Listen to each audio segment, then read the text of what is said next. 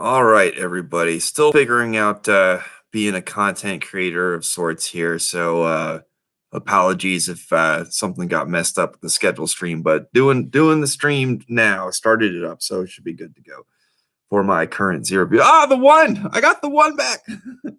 All right, so I definitely want to take some time to delve into the science behind ketosis and the ketogenic diet. There are definitely some advantages to low carbohydrates in general and the process of ketosis for burning fat, except the science behind the ketogenic diet is just there's just really not a lot there, right? Outside of comparing it to general to other general low carb, diets and recommendations. So the undeniable truths. Okay, so the first one is really, really, really simple. Is that in order to get into ketosis, there are three requirements, which is number one, you don't have any glucose directly in the bloodstream, that you are not eating enough protein to support sufficient quantities of gluconeogenesis, which is the process of converting proteins into glucose. And thirdly, is that you have to be glucose deprived. So if the body normally stores about 3 days worth of glucose, and it does taper the release of it as you get further and further in caloric deprivation over time. Um, but if there's enough there, right, the body's not really going to go into full blown ketosis, and that point is pretty well noted by a lot of keto advocates, because they will tell you it takes, when you're eating that a ketogenic diet, it takes 3 to 7 days. So they don't deny that one. That one is truth. So but the problem is the vast majority of ketogenic diets um have more than enough protein to to support adequate gluconeogenesis. So people on a your modern ketogenic diet are not going to be really in what I call full blown ketosis. Now, there's three ways to measure the ketones in your body. All of them have some differences, but you can do it, of course, most commonly and cheaply by urine strips. You can do it by breath, and you can do it by blood, right? So similarly to a glucose meter, you can go get a ketone meter, stick your finger, take a blood measurement, and it'll give you a readout.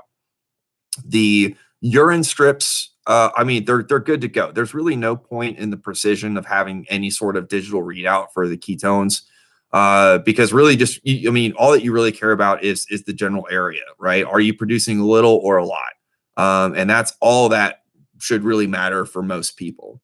Again, the what's in your blood has, if you're using a digital meter, obviously it's going to be more precise, and that can have some benefit for precision there if you're really trying to, find exact stuff. But people don't eat consistently enough and have consistent enough activity schedules, sleep schedules, and everything else to really make that precision, matter. And there are some differences too in what the serum values mean and what it means, like in your urine and breath. Now, admittedly, I really don't know what breath, if breath measurements have any particular advantages, except I know that the breath meters for ketone productions tend to have are the most error prone. So that being said, to discuss some real quick differences between the serum measurements and the urine measurements, is the urine measurements are actually going to be a better indicator of what ketones your body is using, because just because something's in your blood doesn't mean it's necessarily being used. Whereas if it's in your urine, what it's detecting is the byproducts and essentially the waste from ketones. So it's going to be, it could actually be a better indicator because it's going to reflecting, again, what your body's burning, not just what it's producing. Because the body has the capability to have a lot in the blood and just not get rid of it, right? It can stay around for a long time. So it's possible that you can see, higher levels of ketones in your blood than your body's like really using. So it may mean that your body's not, from hour to hour, day to day. It might mean that you're not using as many ketones as you think you are, and the body can recycle stuff. So anyway, um, but in the end, I mean, just if you're interested in finding out if you're in ketosis, I do recommend just getting the urine strips. It's just easier, and again, you just want to see if you have low amounts or really high amounts, because like when you're fasting, for example, right now I'm at the top of the scale. And I forget the unit for it. It's like millimoles per deciliter or something like that. But for the ketone detection in the urine strips. But like right now, I'm at the top. It's like a lot of times it's like a really dark color. In most cases, like a dark purple. So yeah, I'm at 160. I'm at dark purple, and that hasn't changed even with some of the carbohydrate intake that I've had in the last 24 hours. So talking about truths, right? The other big truth, like to talk about here, is that again, ketogenic diets don't have any scientifically supported evidence for weight loss or health benefits over other low carb strategies. As I've probably been, beating like a dead horse several times now. There are advantages to low carb diets. So let's see here. When you're talking about like the studies on diet, one of the most common studies, has been comparing different diet strategies and a lot of different macronutrient strategies. Of course, you can compare intermittent fasting to other diets, short term, long term. And when it comes down to weight loss, as long as you're accounting for the different, like the thermic effects of both, gluconeogenesis from protein and ketogenesis from ketone production, everybody, they're all fairly similar, right? And again, another undeniable truth is that the original ketogenic diet was created to help treat children with epilepsy who weren't responding very well to medication. So it was never created with an intention to be some big health benefit, like some big weight loss strategy. And one of the things that I know, this isn't, I've seen this only once, but it was really what has gotten me on the keto rant lately. And when I got directed over to a live stream from some keto advocates, is that I did see a claim that the reason why it started getting used for weight loss is that there was a notable decrease in the weight of children who were doing the original diet. And from everything I've read, that's completely false. And I believe that to be accurate because if you do start like weight loss drops in children, and remember too, like the original ketogenic started, um, I believe it was like 1920s, 1930s, 1950 timeframe, but like a while ago, right? Before there was an obesity epidemic, before childhood obesity was, I mean, it did occur occasionally, but it was like, so I don't want to say non-existent, but it wasn't prevalent, right? So nowadays you do, there are, I want to say like it was like somewhere around 15% of children, are obese. But in the 1950s, I know in the last like 2-3 decades, that's gone up from 5% roughly. So you're talking about 1-2%, of children maybe in the 1950s with obesity issues, but I mean very very very small amount. So the problem with children rapidly losing weight, and this is one of the big difficulties in tackling the modern issues of childhood obesity with as prevalent as it is that children losing weight rapidly is typically like really bad. because when children are calorically deprived, there are a lot of potential nutritional issues that can stem from that. They're growing, like they need saturated fat and cholesterol for their brain. It's very important for brain development. And so there's a lot of difficulties trying to restrict anything, including calories, from children's diets. So, to say that, oh, hey, we got this great thing because, children are losing weight now. It's like, no, like that would be bad. That's a sign, when it's particularly when it's inadvertent, that's, again, potentially a sign of some very negative health effects in kids. So, and it was the only source that I've seen that has recommended, or that has made that claim. So, in terms of how it caught on, like as much as it has now, I really don't know. There are a lot of different historical diets that have been used and examined in the last 20, 30 years, with the health and diet industries kind of booming a bit to tackle the overweight and obesity issues, particularly in America and in other countries with Western diets.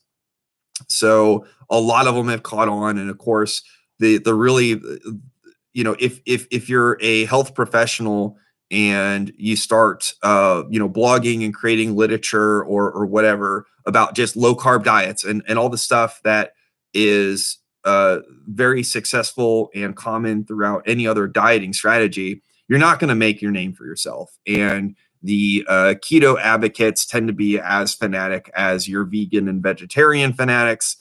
Whereas, like, hey, if something works for you, that's great. If you feel great on something, that's awesome. That doesn't mean what you're doing, is necessarily the reason why those effects are happening, that you can't have them using other dieting strategies. Like when it comes to vegan and being vegan or vegetarian, for example, there are some nutritional issues that people face commonly, particularly being vegan, and even some additional health risks. Like, so with vegans tend to have vitamin B12 deficiencies. As a demographic, they tend to have the most, and B12 is particularly critical for neurological health.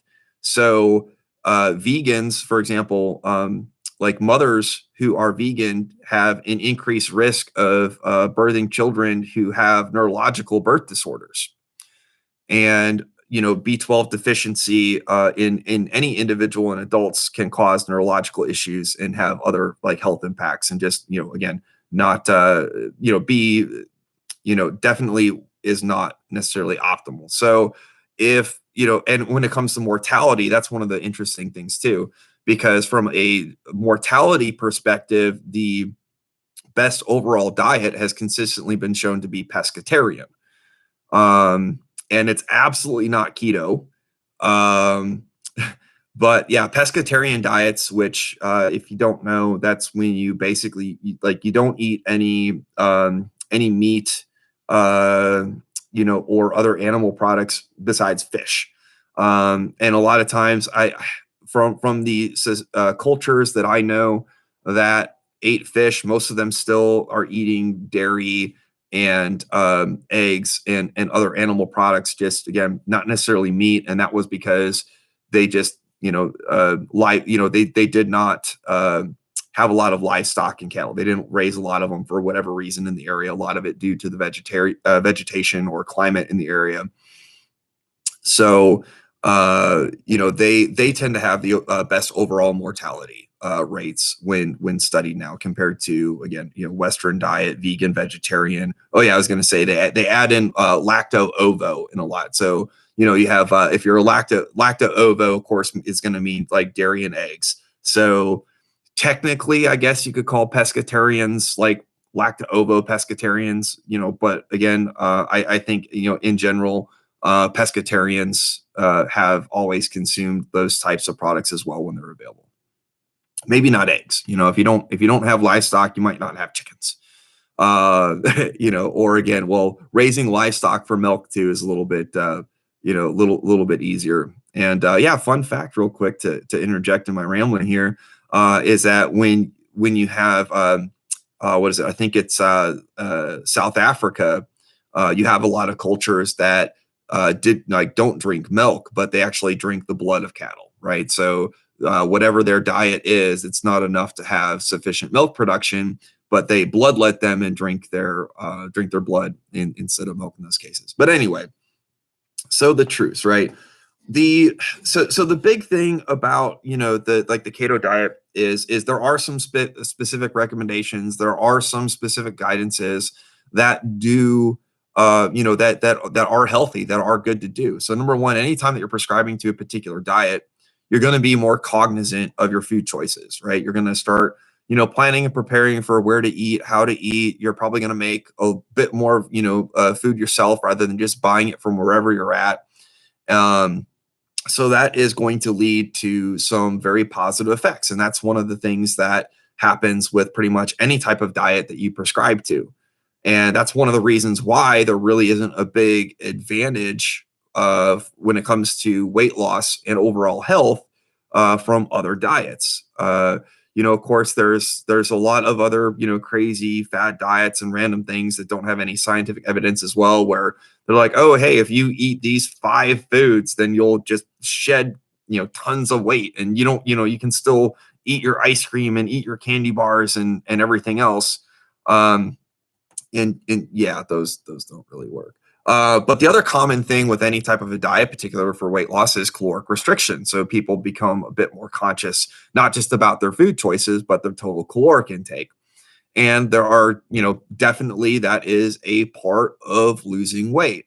So with all of so if you have a low carb diet where you're cognizant of your food choices and you're trying to eat better foods, reduce more of your processed foods and foods with refined sugar, and you're restricting calories, you're going to have the same health benefits and the same weight loss effects as any ketogenic diet. And again, you can look. There's dozens and dozens of studies that show that there's not significant differences between those two dieting types.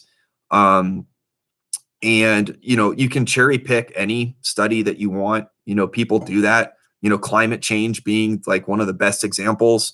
There is 94%, 95%, something like that, consensus that anthropological climate change is occurring, right? That man is affecting climate change on the earth. And you find a study on occasion or two that says, nah, we really don't think so, or the evidence doesn't show it so much. So you can always cherry pick those studies, but that's like one to the thousand. A lot of the ones that say no, not necessarily, are saying just that. They're like saying that there's no proof, there's no direct evidence, but they're not the one in 1,000 that's saying like, oh no, we've shown that it has no impact conclusively. So yeah, but as a whole, and and it's one of the most common diet studies again. So it's really easy if you want to do some research for different studies, on diet comparisons, like that's there. And another truth, there's no single diet as a whole that has any conclusive evidence as being like the best. Like there's no the best. You can talk about some specific benefits of different diets. Like the Mediterranean diet is established as being a very good diet to reduce risk of cardiovascular disease. And there's some causal scientific evidence there. Like we still don't know conclusively what causes heart disease from diet, from activity factors, et cetera, et cetera. And currently the theory that has a causal link and a lot of evidence is the relationship to a hormone called homocysteine. It deals with how your body is breaking down omega-3 versus omega-6 fatty acids. And the general guidance there is, hey, eat at least or no more than a 1-to-4 omega-3 to omega-6 fatty acid ratio, and make sure to get plenty of B12 and plenty of folic acid. And this is why vegans and vegetarians have similar cardiovascular disease rates as other diets, because they're not getting as much B12 as they need to really have the cardiovascular disease prevention. So But when you come to the Western diet, and one of the reasons why the Western diet is so bad with cardiovascular disease is it's not very nutritious at all in general. So they're not, normally people are getting plenty of B12 because as long like it to get your to get the minimum amount of B12 that you need in the day, like for the so there's a couple different factors. There's like recommended dietary intake and recommended daily values. And the latest studies have shown that you only need about, I think it's like 6.3 micrograms, I believe it is. But that's like 3 eggs or something like that, or and or other beef products. So typically speaking, meat eaters are getting plenty of B12. It's just they're not getting the folic acid, right? They're not eating enough vegetables and plant-based sources to get enough folic acid. And this is one of the other reasons too why actually, another truth here, like oh, kind of sort of truth, right? So the theories on cardiovascular disease, again, like there's nothing really conclusive. It's one of the most controversial topics in health. And if you're on a ketogenic diet and you're eating a lot of fats, you have the capability to have a really, really, really bad omega-3 to omega-6 fatty acid ratio. And that could be, again, there are a lot of indications and evidence to say that could be potentially a big health risk for cardiovascular disease. So there are a lot of keto advocates that talk about, making sure to eat healthy oils, but a lot of them aren't talking about the omega-3 to omega-6 fatty acid ratios. Or even for that matter, because it's carbohydrate based, a lot of people aren't even talking about, again, making sure to get enough nutrition with their carbohydrates. They do advocate a lot of times eating, whole foods and healthier foods. So, I mean, that's good. But again, it's ignoring one part of the science, which means they're typically ignoring other parts, which in all instances of the ketogenic diet is what I've seen. I've never really seen a keto advocate health professional really dig into all the sciences on why they believe it's a lot of it's a lot of theory and a lot of like suggestions, and anecdotal reports and evidence rather than actual studies and science and the causal links with, any sort of biochemical, physiological, changes. So let's see here. Oh yeah, and in general, another big thing that keto does have an advantage, or the vegan vegetarians have a little bit of an advantage, is one of the big factors in dieting success across the board is support and groups. And when you have a group that's a little bit more of a fanatic group, like those groups, you're going to be able to find, communities, particularly online, that have a lot of support, for that diet, right? If you're looking just for low carb diets or, just sensible eating, I mean, that's the thing. It's more common sense. It's like, yes, do that to be healthy. But you don't find, it's not nailed down to any specific recommendations, and you don't have that fanatic group, that's kind of tied to it. So there are less support groups. And so, yeah, keto could actually have a small advantage there by being part of that kind of fanatic group that's advocating it. That's like, hey, go you, so when you have, when you have someone who's like, man, I feel like shit on this diet, they go, oh man, you'll get through it. Just do this, try this, you'll get through it. You'll do it. It's fine. Keep it up. You're doing awesome. Right. And if you look at the same approach for most people, it's like, hey, I just started this diet and I'm starting to feel like shit. Or, from time to time, they're going to say, oh man, well, hey, maybe you should eat something else. Maybe you should try something else. Maybe this isn't for you. Maybe you need to look at, any potential food sensitivities or other things like that. And it's not that, hardcore fanaticism is going to keep you going for it. Anywho, I think that's about it. So those are truths. Just to recap them again, like real quick, if anyone makes it to the end of the video, right? So again, there's no scientific support that ketogenic diets have any advantages for overall health, mortality rates, or weight loss compared to any other low carb strategy. Low carb strategies do have an advantage because any low carb strategy will help your body control and regulate blood sugar better, and hence have better insulin sensitivity, less insulin resistance. So that's very valid. Any diet that has support and promotes, cognizant food choices, meal planning, everything like that. Those are all same benefits across the board. And ketogenic diets have some additional risks because there is evidence to suggest that if you're not really watching your oils and your omega-3 to omega-6 fatty acid ratio, or getting enough nutrients that you would from your carbohydrate and protein sources, that you could have some of this same risks with the Western diet for cardiovascular disease and other issues. So those are some truths about the ketogenic diet. Hopefully it was informative and you enjoyed. And again, for my one person that keeps on popping up, if it's multiple people or whatever, hey, thanks for watching during the stream, and everybody else watching, I hope you enjoyed.